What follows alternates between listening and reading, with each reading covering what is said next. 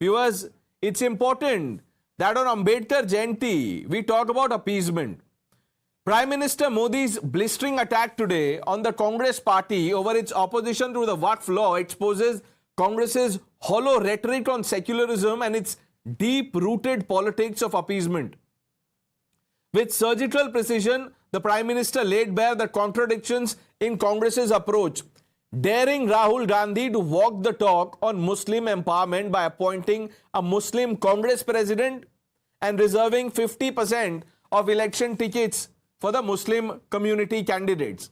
Now, this is not just a political challenge, it's a litmus test for Congress's credibility, forcing the party to confront its own hypocrisy head-on. Viewers, Modi's critique cuts through decades of Congress's carefully curated narrative.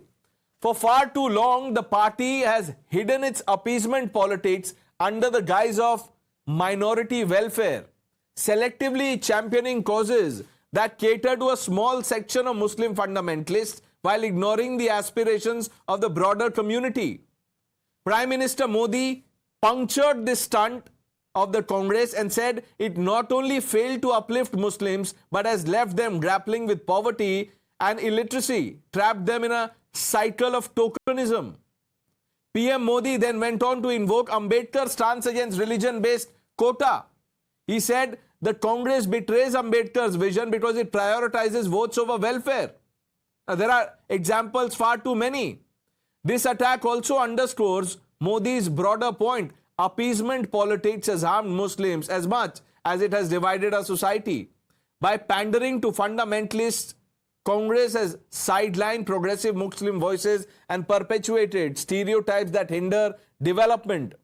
Viewers, Congress's knee-jerk opposition to the Waqf reform reveals its fear of losing the crutch of communal politics, a crutch it has leaned on for far too long.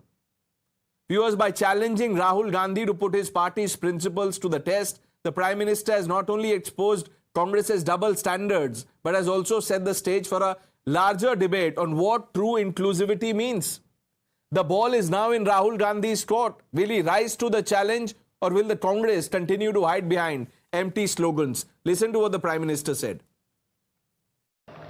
और आज ईमानदारी से उसका उपयोग हुआ होता तो मेरे मुसलमान नौजवानों को साइकिल के पंक्चर बना करके जिंदगी नहीं गुजारनी पड़ती। अगर सच्चे अर्थ से आपके दिल में मुसलमानों के लिए थोड़ी भी हमदर्दी है तो कांग्रेस पार्टी अपने पार्टी के अध्यक्ष मुसलमान को बनाए। क्यों नहीं बनाते भाई? संसद में टिकट देते हैं, 50% मुसलमानों को दो, जीत करके आएंगे तो अपनी बात बताएंगे। लेकिन ये नहीं करना है। कांग्रेस में तो कुछ नहीं देना है। देश के नागरिकों के अधिकारों को छीनना और देना। रवि श्रीवास्तव जी, ट्रू इंक्लूसिविटी का टेस्ट दे दिया है प्रधानमंत्री ने कांग्रेस पार्टी को। वो बोल रहे हैं कि एक मुस्लिम कांग्रेस प्रेसिडेंट रखिए और 50% टिकट्स दे दीजिए। Who is he to guide Congress? Congress is far older party than his party. It was 135-year-old party. They know better whom to appoint as a president and whom to not appoint. They may appoint a Muslim also in future. It is their prerogative. Who is he?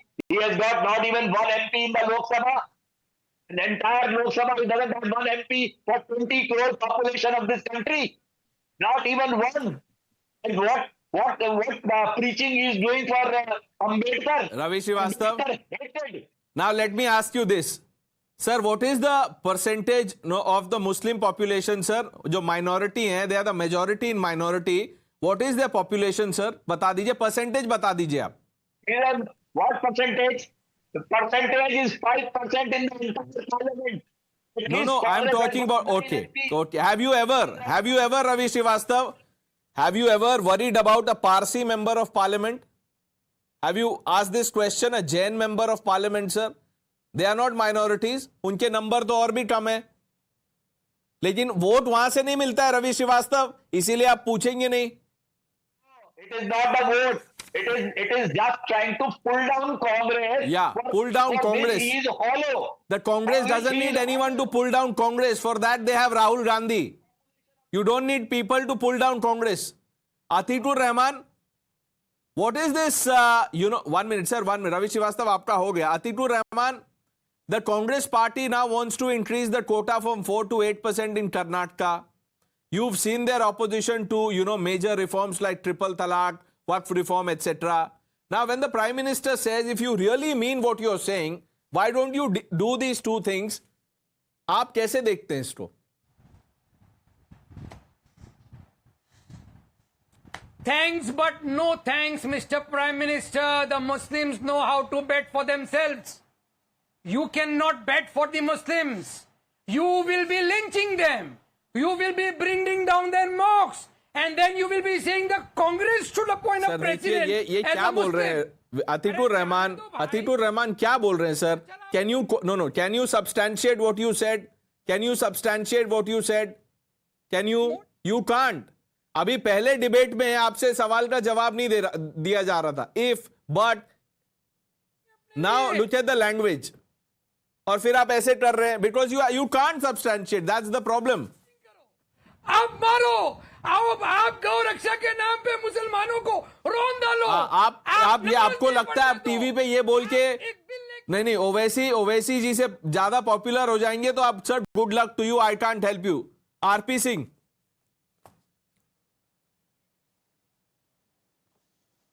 This is shocking. Atikur Rahman, tell me a single mosque being raised by any BJP leader after Prime Minister Modi has been in the ruling. Rather, it is other way around. Do you know the schemes, welfare schemes launched by the Prime Minister Modi? The almost 30% beneficiaries are Muslims, although population is 14%. Ayushman Bharat, Mudra Yojana, Jal Se Nal, the gas cylinder scheme, the housing scheme. Please go through them. More than 30, this is ranging between 30 to 36%, the beneficiary. So we don't discriminate that way. But yes, why create noise without a reason? I mean, what is an act which is in welfare of the Muslim Right. women and Muslim children and Muslim Ratan poor, Sharda, Muslim at large? what do you expect, Rahul Gandhi, how should Rahul Gandhi respond to this? Or what do you expect from Rahul Gandhi?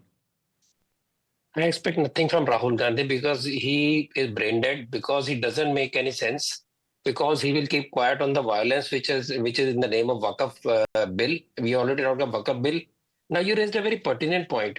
How is it that only Orthodox Muslims, the Maulanas, Mullahs are controlling the political scene and they are able to hoard the voters by scaring them?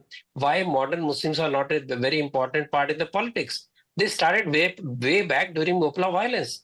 When Jinnah, the most despised by all of us for the partition, very clearly told Gandhiji that why are you following these Maulanas, Mullahs? I don't support Khalifa. And he had to leave Congress and start a movement that ultimately led to division of the Congress. And after that, across the entire spectrum of last 80 years, hardly any educated modern Muslim is able to become a leader.